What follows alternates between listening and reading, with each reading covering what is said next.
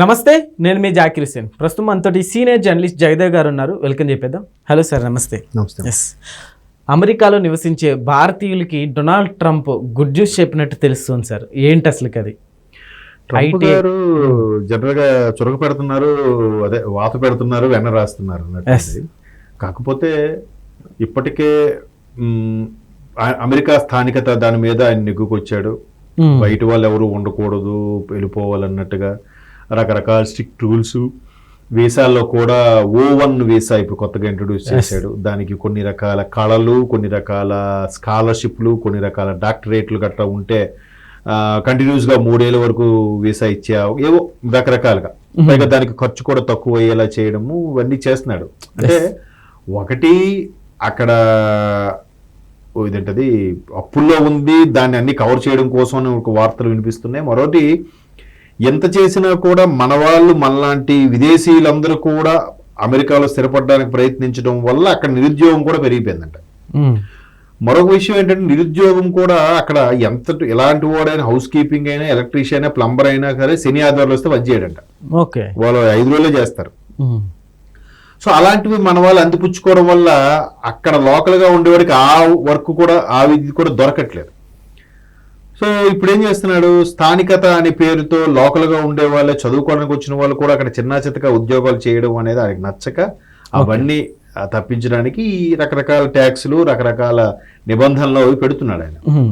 So ఇప్పుడు ఏమవుతుంది, ఇదిలా ఉంటే కొంతమంది ఇక్కడ నుంచి వెళ్ళిపోవడానికి ప్రయత్నిస్తున్నారు. అమ్మో వీటితో తలనొప్పి ఎందుకు, వేరే కంట్రీని వెళ్ళిపోదాం, లేదంటే ఇండియాకని వెళ్ళిపోదాం, అక్కడ ఏదో చేసుకుందాం, ఇది చాటుగా మాటుగా బతకడం ఎందుకు, వీసా ఎక్స్టెన్షన్, చదువుకున్నాడు చదువు అయిపోయి వెళ్ళిపోవాలి, లేదా ఉద్యోగం చేసినాడు ఆ ఉద్యోగం మీద ఉండాలి, ఉద్యోగం అయిపోయిన వెంటనే వెళ్ళిపోవాలి, వేరే ఉద్యోగం వచ్చేవరకు అక్కడ గ్యాప్లో ఉండకూడదు. కొన్నిసార్లు జాబ్ రిజైన్ చేసి ఖాళీగా ఉంటారు, లేదంటే దానికి మళ్ళీ 3 నెలల్లోపు ఇంకో కొత్త జాబ్ ఎత్తుకోకపోతే వాడు తిరిగి ఇండియాకి వెళ్ళిపోవాలి. రకరకాల నిబంధనలు, ఇన్స్ట్రక్షన్స్ అవి ఉన్నాయి.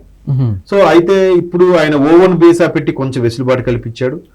మరలా ఇప్పుడు ఏదైతే మన ప్రవాస భారతీయులు అక్కడ ఉన్నారో వాళ్ళు 4 రకాల కష్టపడి లేదా కంపెనీలు పెట్టి ఉద్యోగాలు చేసి అక్కడ నుంచి సుమారుగా మన రూపాయి విలువ, డాలర్ విలువ మన రూపాయితో పోల్చితే 85 రూపాయలు అంతా ఉంది ఇప్పుడు.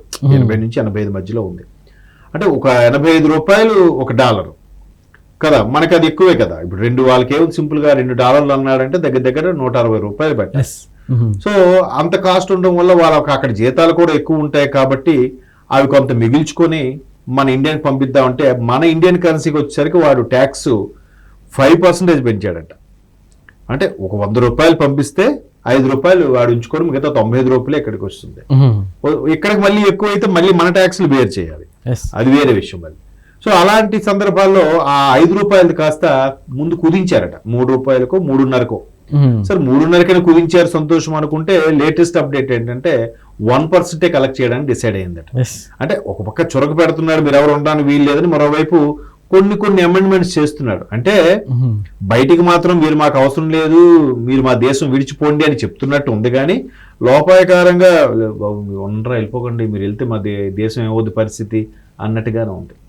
ఎందుకంటే మన వాళ్ళు ఒకటి భారతీయులు కానీ మిగతా దేశస్తులు పనిచేయడానికి కారణం కాస్ట్ కటింగ్ తగ్గించవచ్చు.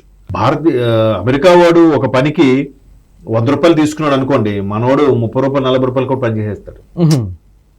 మనకి మేబీ మన దగ్గర జనాభా ఎక్కువ అవడం వల్ల, లేదంటే మన వాళ్ళు అంత డిమాండ్ చేయకపోవడం వల్ల కూడా కొంత ఉంది. అది అక్కడ కంపెనీ వాడు కలిగి హ్యాపీగా కాస్ట్ కటింగ్ తగ్గుతుందిగా.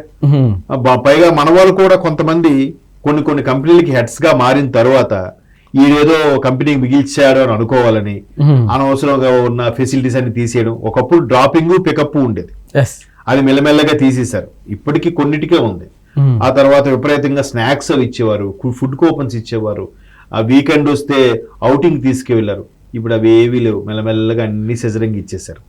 ఎందుకంటే ఒక విధంగా కంపెనీలు తీసేయడం కాదు, కంపెనీకి కొంతమంది మన ప్రవాస భారతీయులు సీఈఓలుగా, ఎండీలుగా మారిన తర్వాత వాళ్ళు మార్కులు కొట్టడం కోసం కంపెనీ దగ్గర మేము చూసారా ఎంత తగ్గించాం, కాస్ట్ కటింగ్ ఎంత తగ్గిపోయిందని చెప్పుకోవడం కోసం ఇట్లాంటి సెట్టింగ్లు, అంబర్ ఫిట్టింగ్ అని పెట్టారు. సో ఇప్పుడు కూడా అమెరికాలో అటువంటి కొన్ని ఉన్నాయి.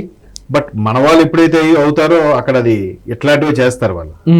ఇకపోతే వీరు ఇండియాకు పంపించే అమౌంట్లో కాస్త ఈ సొంకు ట్యాక్స్ రెమిటెన్స్ ట్యాక్స్ ఏదంటారు దాన్ని, ఆ ట్యాక్స్ ని 1% కుదించాడంట. సో మన వాళ్ళు ఇంకా వెచ్చలవిడిగా డబ్బులు పంపించేసుకోవచ్చు. 1,00,000 రూపాయలు పంపిస్తే 1,000 రూపాయలు ఖర్చు అవుద్ది. అదే 1,00,000 రూపాయలు కనుక్కోండి, అంతకుముందు అయితే 5,000, ఎక్కువే కదా. అలాంటప్పుడు ఏం చేస్తున్నారంటే వాళ్ళ ఖాతాల్లోనే ఉంచుకుంటున్నారు, ఇండియన్ బ్యాంక్ లోనే ఉంచుకొని దానికి వేరే ట్రాన్సాక్షన్ ఏదో చేసుకుంటున్నారు, ఆన్లైన్ ట్రాన్సాక్షన్ చేసుకొని ఇక్కడ వాళ్ళ కార్డు ఇచ్చేసి వాళ్ళు ఓపెన్ చేసుకునేలా చేస్తున్నారు. అయినప్పటికీ అక్కడ బ్యాంక్ నుంచి ఇక్కడ ట్రాన్సాక్షన్ అయినప్పుడు కూడా మళ్ళీ ఇటువంటి రెమిటెన్స్ ట్యాక్స్, ఈ రెమిటెన్స్ సుంకం అనేది వర్తిస్తుంది. బట్ అదే మొత్తానికి ఏం చేస్తున్నాడంటే ఒకవైపు వాత పెడుతున్నాడు, ఇంకో చురక పెడుతున్నాడు. మళ్ళీ అమెరికన్స్ కాకుండా వాళ్ళు అక్కడ ఎవరున్నా వాళ్ళు బయటకు వెళ్ళిపోయారు అనుకోండి, వాళ్ళ దగ్గర ఏముంది పరిస్థితి? వాళ్ళకి లేబర్ అవసరమే, పని వాళ్ళు అవసరమే, కొన్ని వేల సంఖ్యలో లక్షల సంఖ్యలో ఉండే కంపెనీలకు మెయింటైన్ చేయడం అవసరమే, అంతే కదా. దానికి తగ్గట్టుగా రెంటెడ్ హౌసెస్ రెంటెడ్ తీసుకోవడం కానీ ఇవన్నీ కూడా ఉంటాయి. వాళ్ళు ఎవరు లేరనుకోండి, వాళ్ళు ఉత్పత్తి అంతా ఏమవ్వాలి? నష్టపోతారు కదా. ఊరంతా ఇప్పుడు ప్రతి దేశంలో భారతీయులు ఉన్నారు. భారతీయులు లేని దేశం అంటూ లేదు ప్రపంచ దేశాల్లో. కాకపోతే అమెరికా లాంటి దేశాల్లో ప్రపంచం చుట్టూ వచ్చిన వాళ్ళకి 100 మంది ఉన్నారు అనుకోండి, అందులో 1/4 అంటే 25 మంది ఖచ్చితంగా భారతీయులు అన్నట. ప్రపంచవ్యాప్తంగా 100 మంది వెళ్తే 25 మంది భారతీయులే. ఏ దేశం తీసుకున్న మాక్సిమం. అందులో అమెరికా లాంటి కంట్రీలో ఒక 100 మంది వెళ్తే ప్రపంచం నుంచి 100 మంది వెళ్తే 25 మంది భారతీయులే. భారతీయులు 25 మంది కాదు, క్షమించాలి, 33 మంది 36 మంది ఉన్నారు భారతీయులు ప్రతి 100 మందికి అమెరికాలో. ఆ 36లో 25 మంది తెలుగు వాళ్ళేనట. అవునా సార్? భారతదేశం నుంచి ఒక 100 మంది వెళ్ళారు అనుకుంటే అందులో 25 మంది తెలుగు వాళ్ళే ఉంటున్నారట. మిగతా 75 మంది మిగతా 27 రాష్ట్రాల వారు ఉంటున్నారట.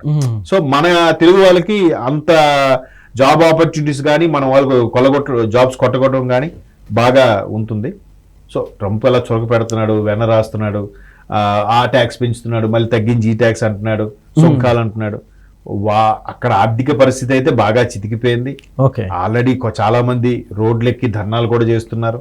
దానికి మన ప్రవాస భారతీయులు కూడా ఒత్తాసు పలుకుతున్నారు, కొంతమంది సీక్రెట్ గా ధర్నాలు చేస్తున్నారు. సో ఇట్లా మనకి పంపించే డబ్బులకు తగ్గించడం, దాని మీద ట్యాక్స్ రెమిటెన్స్ ట్యాక్స్ తగ్గించడం మాత్రం కొంచెం మంచి ఊరటే. అందుకే కదా బ్యూటిఫుల్ ఆర్డర్స్ అన్నట్టుగా ఏదో ట్రోల్ అవుతుంది ఇప్పుడు. కాబట్టి చూద్దాం, మన ఎవరైతే పిల్లలు అక్కడ ఉండి పేరెంట్స్కి పంపిస్తున్నారో వాళ్ళందరికీ కూడా ఇది ఒక మంచి సదా అవకాశం డబ్బులు దాచుకోవడానికి. అది ఓకే సార్, థ్యాంక్ యూ.